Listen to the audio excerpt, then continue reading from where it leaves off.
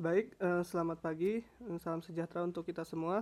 Pada kesempatan kali ini izinkan saya memaparkan tutorial atau cara penggunaan website atau aplikasi Pos Kasir Solo ini. Nah, jadi pertama-tama tentunya kita harus memasukkan kredensial yang telah diberikan. Kalau di sini saya ada akun admin nih. Nah, kita masukin kredensialnya untuk login masuk ke sistemnya.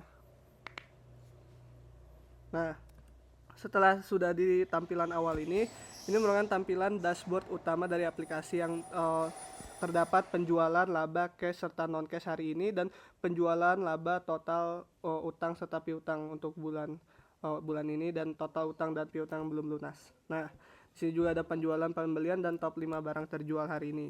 Nah, di sini saya akan fokus pada modul pembelian dan penjualan, yang mana terdiri dari invoice pembelian dan retur pembelian serta invoice penjualan dan retur penjualan serta laporan keuangan yang terdiri dari total utang dan piutang, modul atau menu utang dan piutang. Nah, sebelum masuk ke pembelian atau penjualan tentunya perlu dipastikan terlebih dahulu bahwasannya ada barang yang akan ditaruh di penjualan dan pembelian. Nah, di sini kan barangnya itu ada dua bentuk, yaitu dan ada untuk menu barang ada 3 modul, yaitu stok, paket produk atau SPK, dan kategori. Dimana untuk paket produk itu berarti kumpulan dari stok atau bundling dari stok. Jadi kalau stok itu per item atau satu barang, kalau paket produk atau SPK itu kumpulan dari stok yang berarti kumpulan dari barang. Nah, di sini masuk ke stok terlebih dahulu. Ini muncul nih menunya seperti ini. Ada infonya. Nah, kemudian ada tambah stoknya, tambah barang jika ada. Kemudian ada ekspor serta impor ke data Excel, lalu print nomor SKU. Nah, di sini kan kita lihat nih sudah ada barang-barangnya yang teridentifikasi atau terlabel sebagai nomor SKU, nama produk, stok, HPP, dan harga jual, poin, status, serta gambar dari barang itu sendiri. Nah, barang yang masuk ke penjualan dan pembelian itu adalah barang yang aktifnya ini itu on. Jadi kalau hijau seperti ini maka dia masuk ke pembelian sama penjualan. Nah, kalau tidak hijau seperti ini maka tidak masuk. Nah, di sini juga kita bisa lihat muncul barcode untuk jika memang ingin memunculkan barcode. Nah, jadi kalau misal misal dimatiin seperti ini, nah produk B ini maka tidak akan muncul di pembelian sama di transaksi. Jadi pastikan barang yang emang ingin dijual dan dibeli itu harus masuk di sini, harus aktif on. Nah, terus kalau untuk penambahannya itu kan seperti biasa pilih gudangnya, kemudian ini bentuknya stok atau non stok, pilih gudang, nama produknya, kuantiti produknya, serta satuannya nih kalau memang mau pilih satuan, kemudian kategorinya apa. Ini contoh produk PCS. Nah, rasionya satu. Nah, harga belinya misal 15.000, harga jualnya misal 18.000. Nah, SKU berhasil disimpan. Nah, itu yang sudah ditambahkan. Nah, ini yang kita sudah tambahkan nih, stoknya 12, terus HPP, harga jual. Nah, itu bisa kita ubah juga nih. Kalau misal dipencet langsung nih, itu bisa keubah. Nah, misal tadi 18.000 jadi 17.000. Bisa diedit aja. Nah, terus ditambahkan gambar juga bisa. Nah, misalkan ini ya.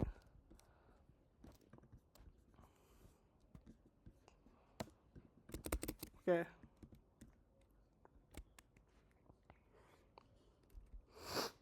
Nah, setelah itu masuk ke pembelian. Jadi kan barangnya tadi udah kita tambah tuh SKU, contoh produk PCS. Nah, sebelum masuk ke pembelian juga kita bisa lihat untuk barangnya ini itu juga ada yang namanya SPK kan, SPK dan kategori. Nah, kalau yang SPK berarti kan produk bundling tadi ya. Jadi ini biasanya misalkan kayak bapak atau ibu punya sembako. Sembako itu kan terdiri dari banyak barang, ada minyak, telur, ada mie, ada apa sebagainya. Nah, berarti ini ditaruhnya di dalam SPK karena itu bundle atau kumpulan dari barang. Nah, contohnya di sini ada paket sembako nih, udah dibuat stoknya 49, HPP 36, harga jual 300.000, ini contoh aja. Nah, ini juga ada barcode-nya juga. Kita misal mau tambah nih. Nah, itu nanti di sini ada komponennya, ada 1 telur, ada 2 gula pasir, ada tambah lagi misal mau apa, telur, SKM, bakso, mie instan. Jadi kayak ini sebagai bundle atau kumpulan dari barang yang ingin dijual secara paket gitu. Nah, jadi dari tadi ada barang satuan, ada bundle kalau satuan SKU, bundle SPK. Nah, kemudian ada kategori. Nah, untuk kategorinya ini mau nanti ibu bapak bisa pilih mau jadi barang jadi, barang bundling paket, barang mentah. Jadi ini tuh kategori yang memang bapak dan ibu inginkan, bapak dan ibu inginkan yang sesuai dengan toko dari bapak atau ibu. Jadi misal pilih kategori di cabang mana, terus nama kategorinya apa, jasa kategori 6 misal, simpan. Nah, muncul di sini kategori 6. Nah, ini kan muncul kategorinya. Ini harus dihidupkan untuk dilihat di dalam pembelian dan penjualan juga. Nah, kita masuk ke invoice pembelian. Nah, di invoice pembelian ini kan dipakai untuk misalkan kita beli dengan jatuh tempo atau hari tertentu. Kan kalau misal pembelian itu kan juga ada kayak durasi pembayarannya mau wajib berapa sebelum terakhir tanggal berapa, misal 30 hari ke depan. Nah, maka kita pilih nih startnya, muncul misal kita ingin membeli satu barang misal telur hari ini dengan jatuh tempo pembayaran 15 hari. Nah, ini dalam satuan hari ya Bapak Ibu. Nah, kemudian kita pilih suppliernya.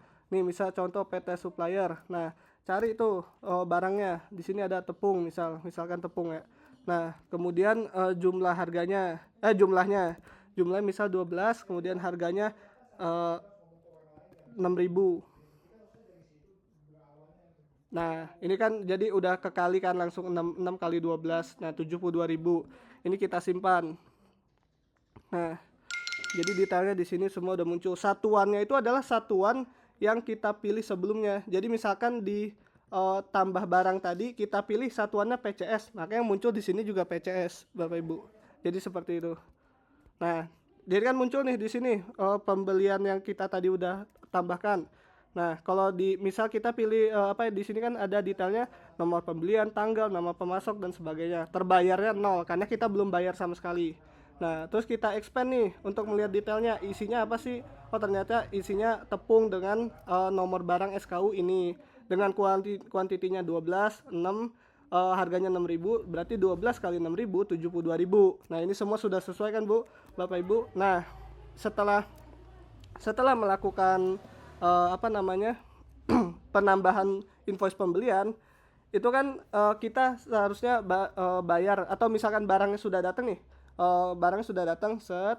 Nah, barangnya sudah datang itu kita terima kan agar masuk ke stok. Nah, ketika kita terima itu kita bisa pilih mau retur berapa. Misalkan kayak, oh ini tepungnya ada satu quantity atau satu pieces yang bolong dan bocor jadi harus dibalikin.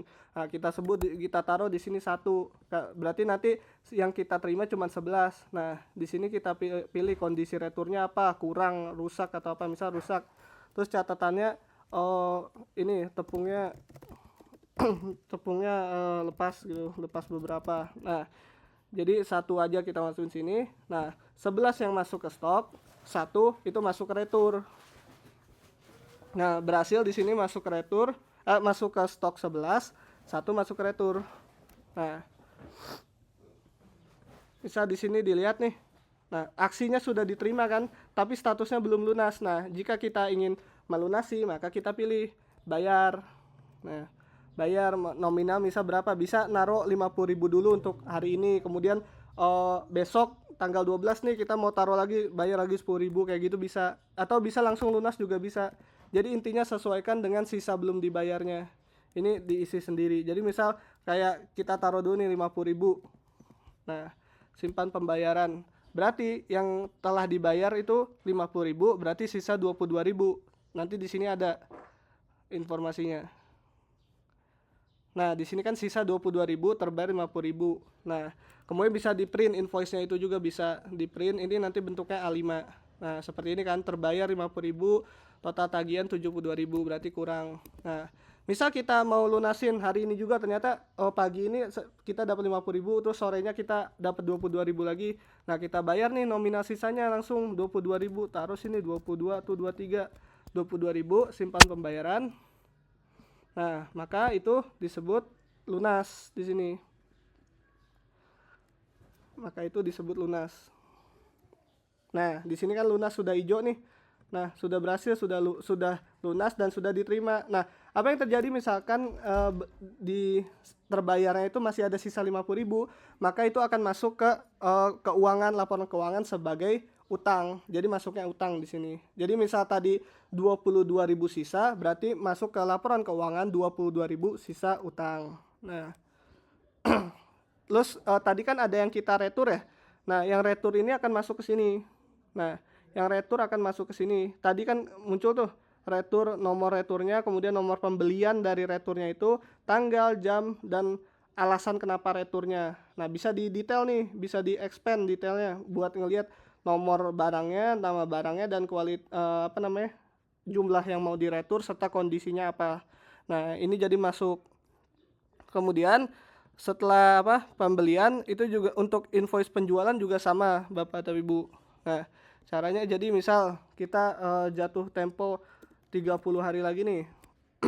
Jadi kita bikin invoice penjualan, ada yang mau beli 30 pieces tepung dari kita. Nah, misal Suryo. Nah, terus kemudian dia pembayarannya 30 hari terhitung dari tanggal sekarang. Nah, misal kita ganti deh, jangan tepung, jadi kayak paket sembako. Tadi kan ada SPK juga kan, ada paket sembako. Nah, Suryo ini mau beli 2 paket sembako dengan jatuh tempo 30 hari. Nah, ditambah barangnya di sini. Nah, di sini ada detailnya. Kemudian kita simpan. Karena 2 paket sembako harga 300.000, 2 kali 300 menjadi 600.000. Nah, ditunggu muncul data berhasil disimpan. Ketika muncul data berhasil disimpan, maka list paket sembako yang dijual akan muncul di sini. Nah, ini 600.000. Ini bisa kita lihat detailnya apa sih? Oh, ternyata ini SPK, kemudian paket sembako.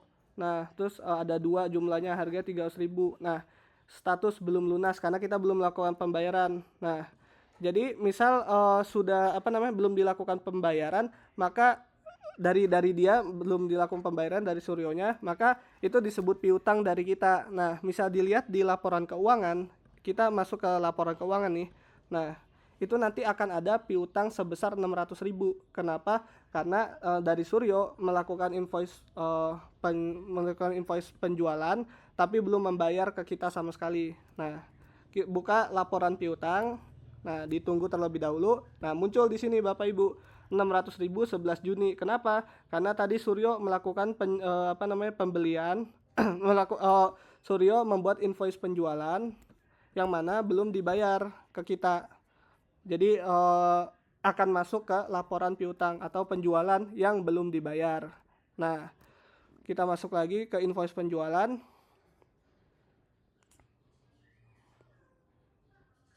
Nah, ini misal contoh kita langsung ternyata si Suryo ngebayar pagi ini, dia langsung bayar 600.000. Set. Nah, maka harus diklik bayar. Dia bayarnya berapa nominalnya. Nah, di sini munculnya nanti sisanya 0, terbayar 600, statusnya lunas. Nah, ini bisa di-print invoice penjualannya dengan kertas A5 juga. Tuh, 600. Nah, kemudian ketika kita buka laporan keuangan lagi, itu nanti sudah hilang untuk laporan piutangnya. Karena dari Suryo sudah membayar. Nah, hilang kan Bapak Ibu? Karena dari Suryo sudah langsung membayar. Jadi sudah masuk ke laba bersih.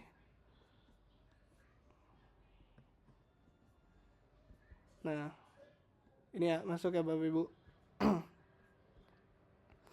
Kemudian kita lanjut ke invoice penjualan nih. Nah, tadi kan dari Suryo sudah membayar 600.000 secara lunas. Jadi kita akan memberikan 2 sembako ke dia nih. Nah, kemudian dari dia ngerasa, wah ini untuk satu sembakonya ini kurang nih, kurang apanya, kurang barangnya atau ada yang rusak dan sebagainya. Nah, maka dilakukan retur dari satu sembako itu dengan kondisi rusak karena dari Suryo tidak ingin. Nah, maka nantinya stoknya akan kembali lagi dari yang tadinya terkurang 2 nanti jadi balik terkurang 1 lagi karena di retur 1. Nah, dari Suryo merasa kurang 1 untuk satu sembakonya tidak layak.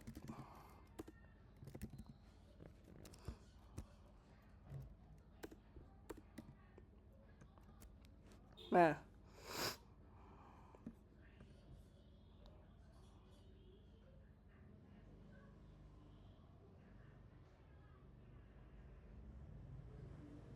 oke, sudah selesai. Dilihat di retur penjualan.